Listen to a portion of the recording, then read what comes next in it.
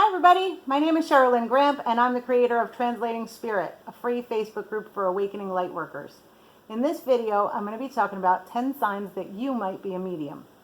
So with a nod to Jeff Foxworthy, let's get started. Number 1, if your favorite childhood memories are play dates involving spirit boards, seances, and or imaginary friends, you might be a medium.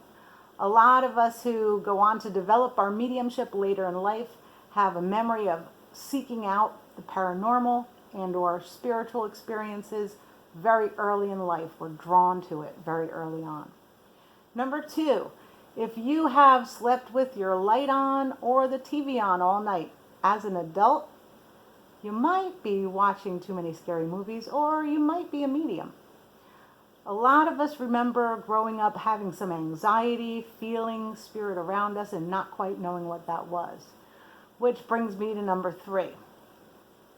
If the 80s song, I always feel like somebody's watching me, would be the theme song to a movie about your life, you might be a medium. A lot of us remember always feeling like somebody was with us when we were alone. If you get that feeling, you may be becoming aware of the presence of spirit around you.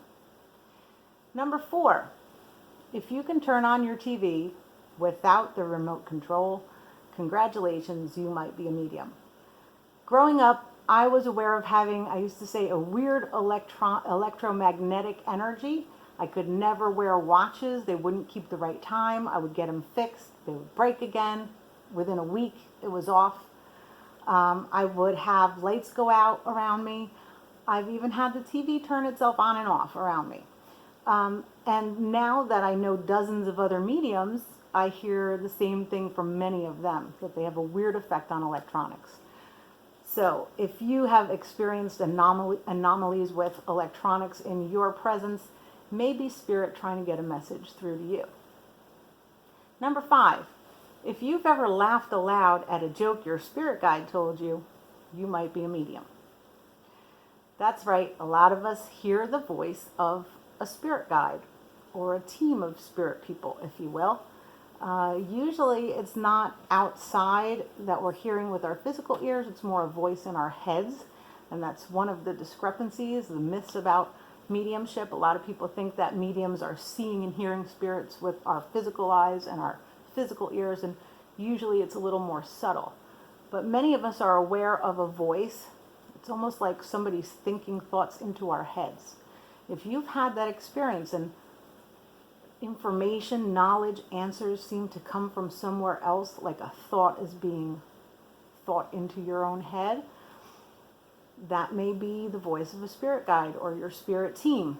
And we all have them. Some of us are more aware than others. A good rule of thumb is if you're questioning your sanity, you're probably okay. Because if you were crazy, you wouldn't question it. I think that's how it goes. Let's see. Number 6, if you regularly ask your friends and family, did you see that? You might be a medium. Recently, I saw a little green orb that passed right in between my face and the face of another medium. We were studying mediumship together, and we kind of continued the conversation. Then we both looked at each other and we both said, did you see that? So I've also seen on rare occasions spirits. I have seen shadow beings, if you want to call it that. Not a frightening experience, but we'll talk about shadow people in another video. We'll save that for another time. If you've seen sparkles, if you've seen white haze in the room with you, and other people don't seem to see it, you're quite possibly a little more aware of your clairvoyance than most. And that speaks to having some mediumistic ability. If you have ever woken up with a poem or a song or a story or an idea for a painting in your head, like it's been inspired, that also speaks to mediumistic ability. A lot of us are very aware of a very, very vivid dream life.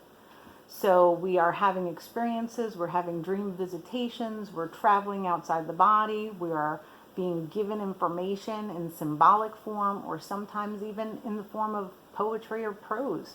When I was little, I used to wake up with a poem in my head and wake up and write it down.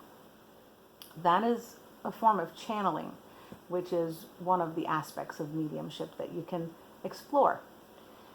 If you have 200 episodes or more of Long Island Medium and or every episode of Crossing Over with John Edward on VHS somewhere in your house, you might be a medium. Those of us who are very interested in mediumship, for me, I know mediums are my rock stars. Like, I would rather go see a demonstration of mediumship than go to a sporting event. I like concerts, but I'm equally happy going to see a very good medium on the platform, because in those demonstrations, I see healing take place instantly. I see connections with those on the other side that are just instantly healing. You see a weight lifted off people's shoulders when you can bring through information that can't be Googled, that can't be guessed, and that is providing evidence of survival of physical death. There's nothing like that. So for all the criticism that they face, I'm thankful for those mediums who are willing to be in the spotlight and to bring mediumship onto the global stage and into the mainstream. Number 9, if your travel bucket list includes places like Lilydale or Stansted, England, you might be a medium. Those are some of the places that developing mediums go to practice their skills and to develop as mediums. And this is really a lifelong process.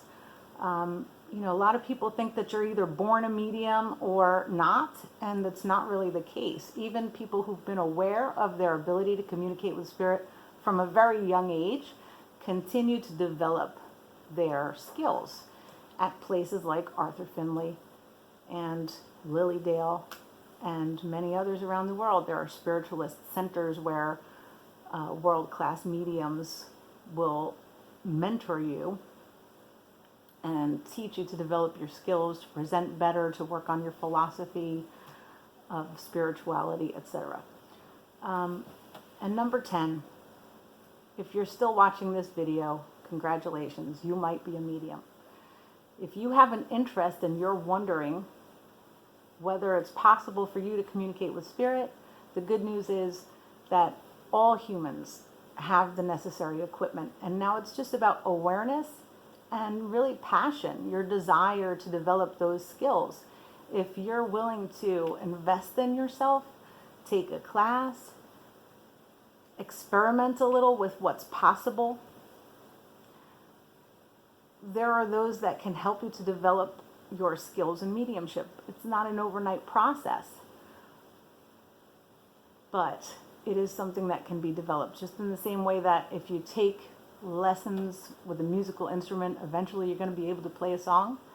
Some of us are aware of talent for that sort of thing earlier in life, but at any age you can develop your mediumistic skills. If you're ready to work on your development as a medium, check out the links below. There will be a link for Translating Spirit, a free Facebook group for Awakening Lightworkers, the link to my website, and information about upcoming classes like Mediumship 101 and the How to Speak Spirit program I offer. Hope to talk to you soon. Bye-bye.